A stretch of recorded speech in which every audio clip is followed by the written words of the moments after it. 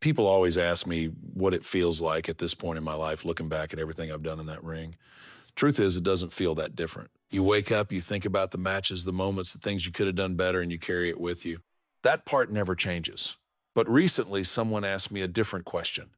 Not about greatness, not about legacy, but about the opponents who gave me the most trouble. I told them I would have to think about it. That wasn't true. I didn't have to think about it at all. Those names have been with me for years. Because when I say tough, I don't mean the ones I respected the most. I mean the ones who forced me out of who I was in that ring.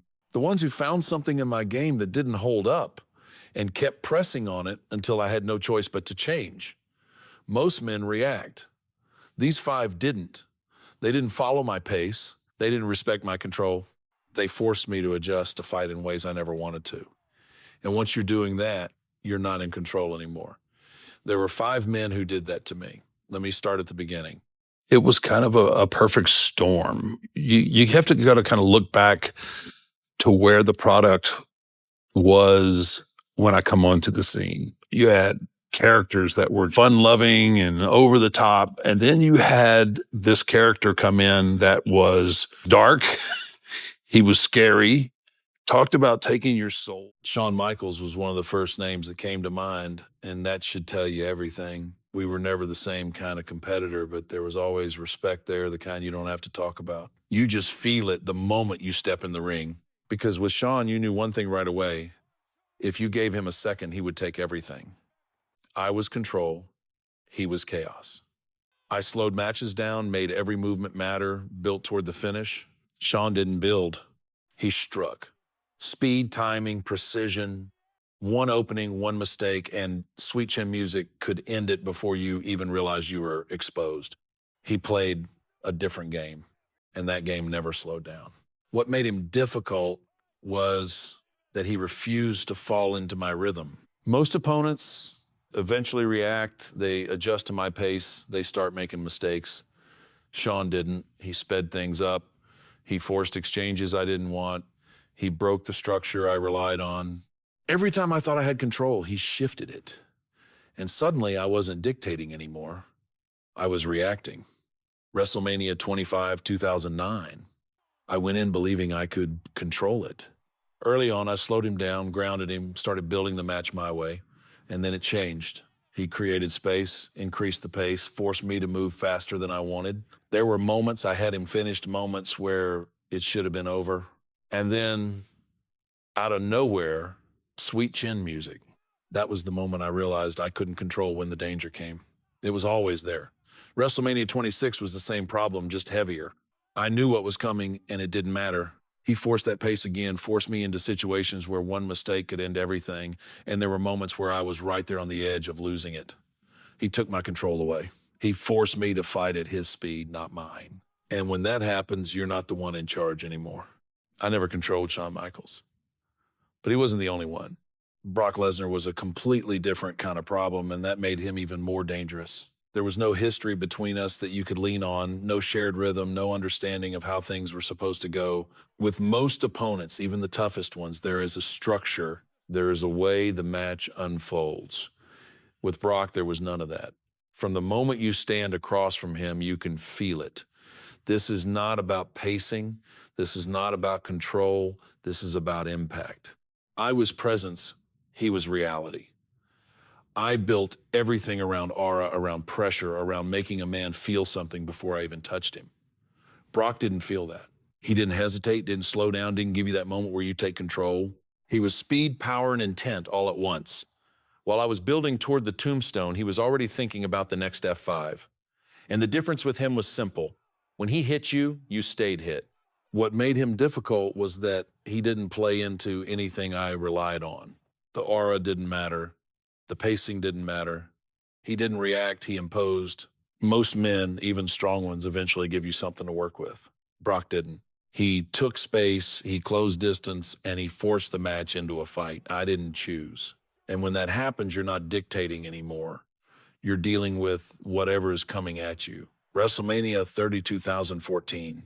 I went into that match the same way I'd gone into so many others. Confident in who I was, confident in what that moment meant, The streak had become something bigger than just wins and losses. It was part of the identity. And early on, I tried to establish control, tried to slow things down, tried to bring him into that familiar space where I could work. But Brock never gave me that chance. He stayed on me, constant pressure. Every movement had weight behind it. Every strike, every lift, every F5, it felt different. This wasn't someone reacting to me. This was someone forcing me to deal with him on his terms. There was a point in that match where I realized something had shifted. I wasn't controlling anything anymore. I was absorbing, adjusting, trying to find a way to turn it back, and then it happened. The third F5, clean, direct, no hesitation. 1 second you're fighting, the next second everything stops. That's the moment. That's when you understand the difference. Because there was no setup, no drawn out finish, just impact, and it was over. That's not something I was used to. That's what made him different. He didn't break me down slowly. He didn't play the long game. He took control and ended it. And in that moment, everything I relied on, everything I had built didn't matter. He forced me into a fight where my strengths weren't enough. He made the aura irrelevant. He made the moment real in a way very few ever could. Brock Lesnar didn't just challenge me. He took the myth and proved it could be beaten. But that kind of pressure shows up in different ways. And then there was someone else, Kurt Angle. With Kurt, the respect was immediate, but it came from a different place. This wasn't about presence or aura. This was about knowing you were in the ring with someone who could out-wrestle you at a level you couldn't fake. There was no intimidation factor to lean on, no psychological edge that would slow him down. He understood exactly what he was doing every second he was in there, and that changes everything. I was control, he was precision. I built matches by dictating pace, by creating space, by forcing reactions. Kurt didn't react. He calculated.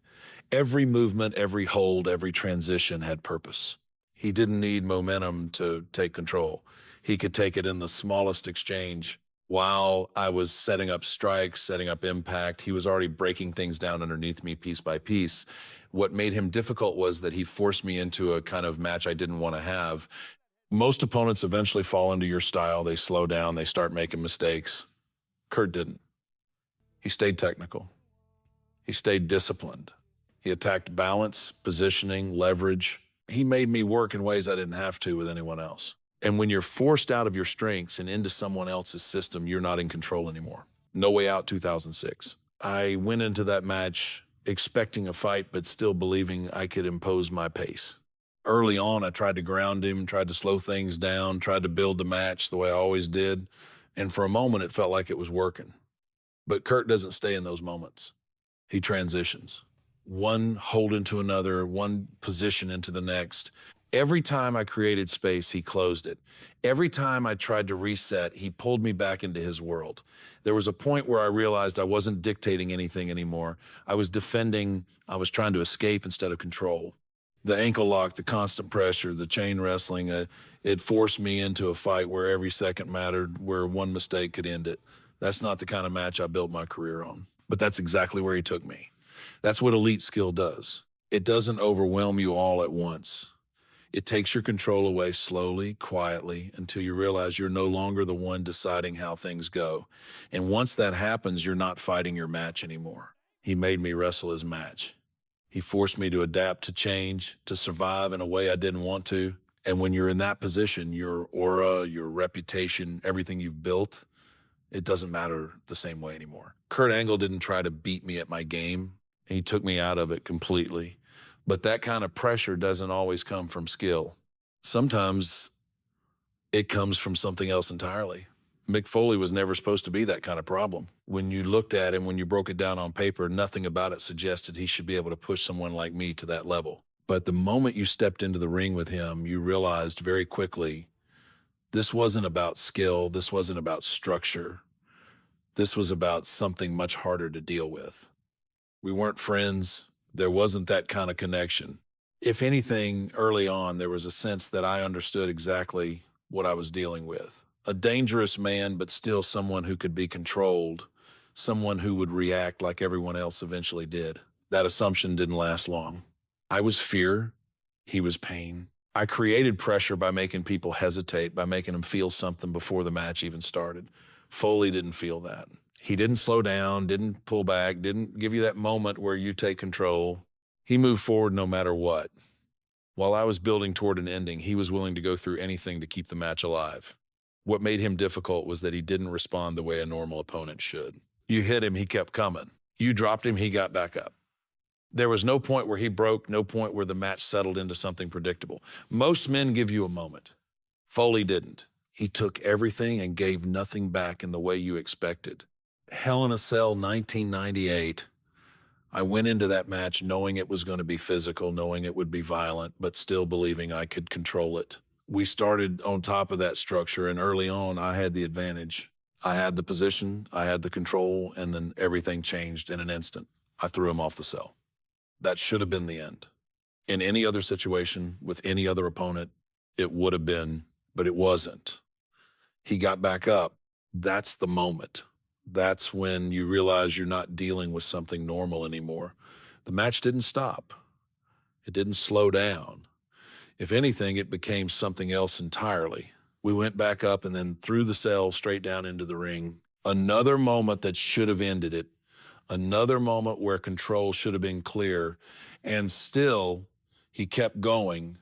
That's when it shifts. That's when it stops being about control, stops being about structure, and becomes about endurance, about how much someone is willing to take and how far they're willing to go. Foley didn't have a limit in that match. And when you're in there with someone like that, it forces you into a place you can't prepare for. He made me realize something. You can't control a man who doesn't know how to stop. No matter what I did, no matter how far I pushed him, he kept coming back. And when that happens, you're not dictating the match anymore. You're just trying to end something that won't end. Mick Foley didn't break. He refused to stay down. And that changes everything. But not every kind of pressure looks like that. Some of it is quieter. Triple H was never the kind of opponent who rushed into anything. From the outside, it looked controlled, almost measured, but that was exactly where the danger was. There was respect there, real respect built over years in the same ring through the same eras, understanding exactly what the other man could do. But that understanding didn't make it easier. If anything, it made it worse. Because with him, nothing was accidental. I was instinct, he was calculation. I built matches around presence, around reading the moment and taking it when it mattered. Triple H built everything before the moment even happened. Every move had purpose, every strike had a target, every second was part of something bigger. While I was controlling through feel, he was controlling through planning. He didn't need to speed things up, didn't need chaos. He slowed everything down in a different way, one that forced you to think when you didn't want to. What made him difficult was that he never let the match drift. Most opponents give you space, even if it's just for a second. They make mistakes, they lose focus, they give you an opening to take control. Triple H didn't do that. He stayed locked in. He targeted weaknesses, broke rhythm in subtle ways, and forced the match into a grind that took more out of you than you expected. You weren't just fighting him. You were fighting the pace he designed. WrestleMania 27, 2011, I went in expecting a war, but still believing I could control the structure of it. Early on, I tried to impose that familiar pressure, tried to take control of the pace, but he didn't give me that chance. He slowed it down in his own way, dragging the match into a place where every movement mattered, where every mistake cost you something. It wasn't explosive. It was heavy, methodical, and it kept building. By the time we reached WrestleMania 28 inside Hell in a Cell, that weight was even greater. We both knew what this was. No shortcuts, no escape, no way out. And from the start, he controlled the tone. He forced the match into a war of endurance, targeting the body, breaking momentum, never letting things reset. There were moments in that match where I wasn't dictating anything. I was absorbing, I was holding on, trying to stay in it as everything slowed down to a grind. That's when you feel it. Because when a match becomes about endurance instead of control, about how long you can last, instead of how quickly you can finish, it takes you somewhere different. It forces you to push past the way you want to fight and into something much harder. He made every second matter. He made me fight longer than I wanted to in a way I didn't choose. And when you're in that kind of match, control doesn't come easy. You have to earn it back piece by piece through something deeper than just skill. Triple H didn't overwhelm me. he wore me down. And that kind of pressure stays with you. 5 different men, 5 different problems, and none of them felt the same. That's the part people don't always understand.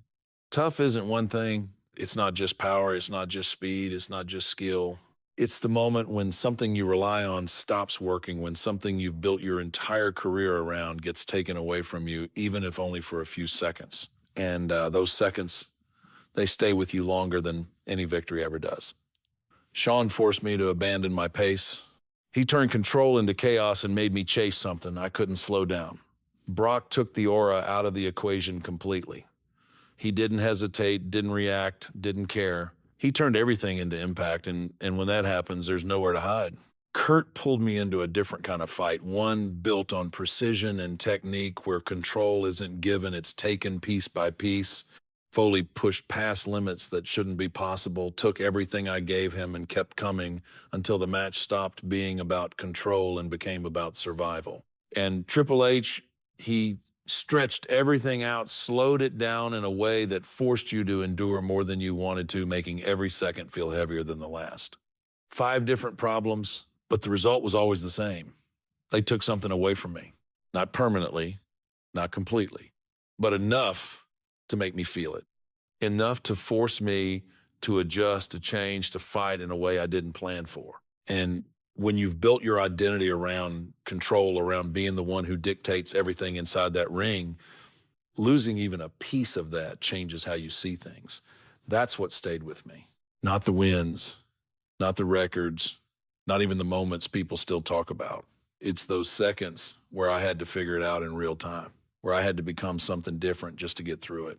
Because in the end, the toughest opponents aren't the ones who beat you. They're the ones who make you question if you can.